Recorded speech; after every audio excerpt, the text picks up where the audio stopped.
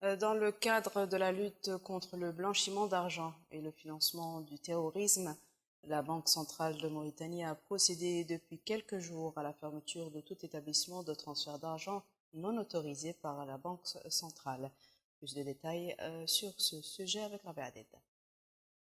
Depuis quelque temps, plusieurs sociétés de transfert de fonds ont vu le jour un peu partout dans le pays. Ces sociétés s'occupent du transfert d'argent. Avec l'augmentation de ces sociétés, la Banque centrale de Mauritanie a fixé des conditions d'autorisation de prestataires de services de transfert de fonds ou de valeurs afin de lutter contre le blanchiment d'argent et le financement du terrorisme. La Banque centrale aujourd'hui a mené une campagne pour lutter contre le transfert d'argent illégal, le secteur de transfert d'argent illégal, en coopération bien sûr avec la force publique, avec la direction générale de la sûreté nationale.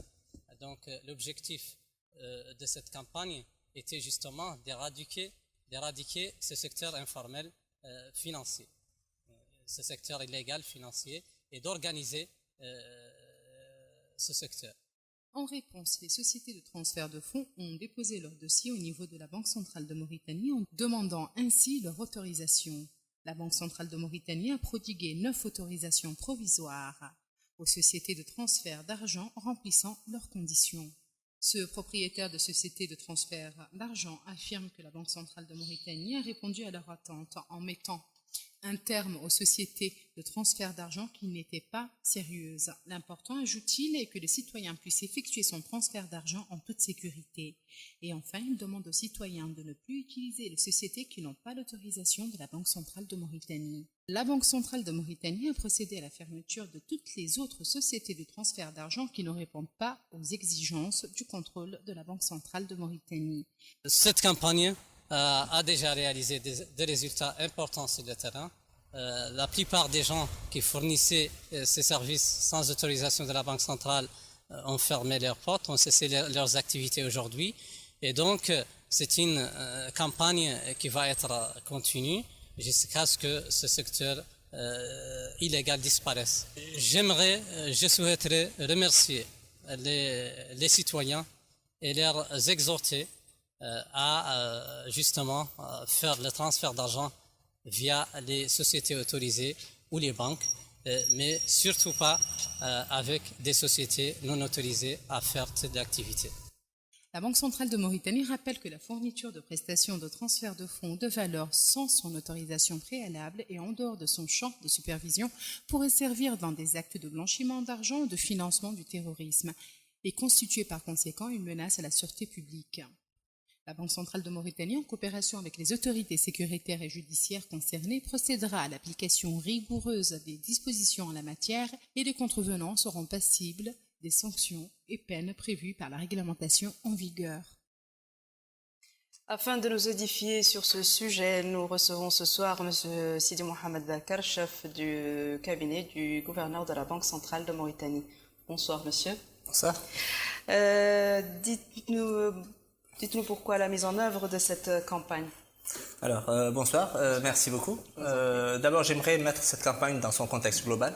La Banque centrale de Mauritanie, en tant que régulateur du secteur financier, met en place une stratégie qui vise globalement un certain nombre d'objectifs, dont sa mission principale, ou l'une de ses missions principales, qui est la stabilité financière, où la stabilité est assurée tout en assurant la solidité du secteur financier. Dans ce cadre, nous avons entrepris une revue du cadre juridique global qui régit le secteur financier, notamment, c'était en 2018, notamment à travers la revue de la loi bancaire et la revue des lois et des dispositifs réglementaires régissant les paiements en général à travers le système national de paiement. Alors, dans ce cadre, nous avons instauré, dans le cadre du nouveau cadre réglementaire, une nouvelle catégorie d'acteurs financiers qui sont les établissements de paiement qui auront un rôle majeur en assurant les paiements, y compris les transferts d'argent.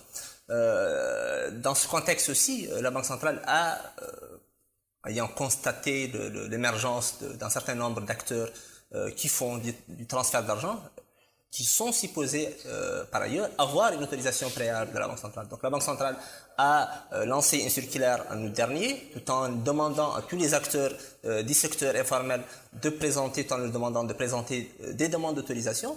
Un certain nombre ont constitué des dossiers, dont 9 étaient autorisés par la Banque centrale pour faire, à travers des autorisations provisoires, pour remplir cette mission de transfert d'argent, des avis au public. Donc la démarche était plus ou moins pédagogique, donc des avis au public étaient lancés aussi pour informer tous les acteurs de l'illégalité de faire des transferts d'argent, des transferts de fonds dans le territoire mauritanien sans l'autorisation de la Banque centrale et en mettant en garde les populations contre l'utilisation de ces moyens illégaux. Donc c'est dans ce contexte qu'intervient la campagne actuelle qui a visé tous les points de transfert de fonds qui n'entrent pas dans le cadre des 9 établissements qui étaient autorisés par la Banque centrale. Ceci a touché environ 700 points de transfert d'argent qui étaient sommés de cesser leur activité ou fermés à travers l'aide des autorités publiques, notamment la police nationale. C'est clair. Justement, des rumeurs circulent sur une prétendue crise de transfert d'argent vers l'étranger. Que pouvez-vous nous dire à ce sujet? Alors, je tiens directement à vous dire que ce ne sont que des rumeurs.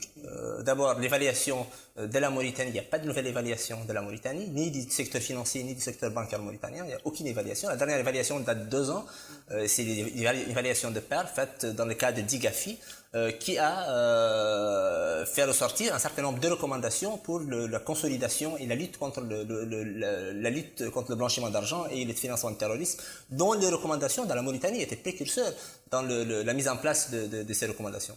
De deux, on parle d'une prétendue crise du secteur des transferts du secteur bancaire mauritanien.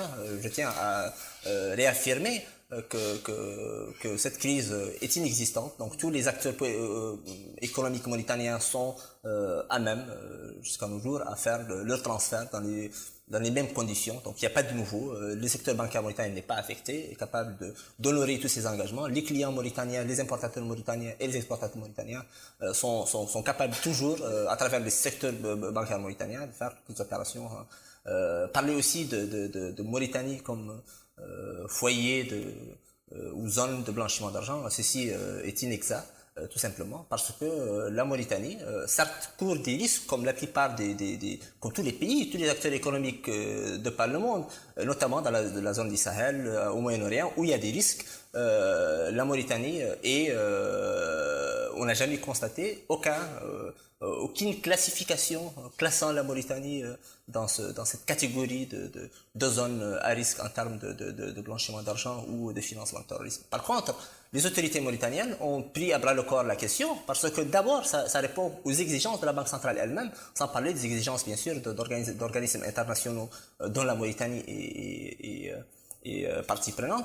La Banque centrale exige une politique de conformité et cette politique de conformité a été bienvenue par le secteur bancaire mauritanien et le secteur financier globalement. Les recommandations de la Banque centrale et les politiques de conformité de la Banque centrale sont respectées telles qu'elles sont. Certes, il y a des risques. Quand on parle, et ça nous ramène un peu à notre sujet initial, qui est le transfert d'argent, c'est l'informel.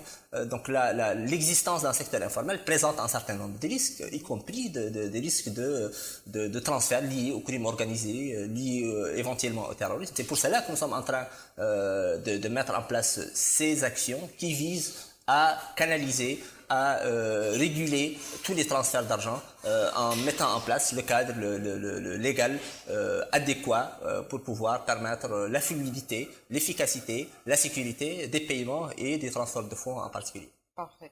Avez-vous quelque chose à ajouter?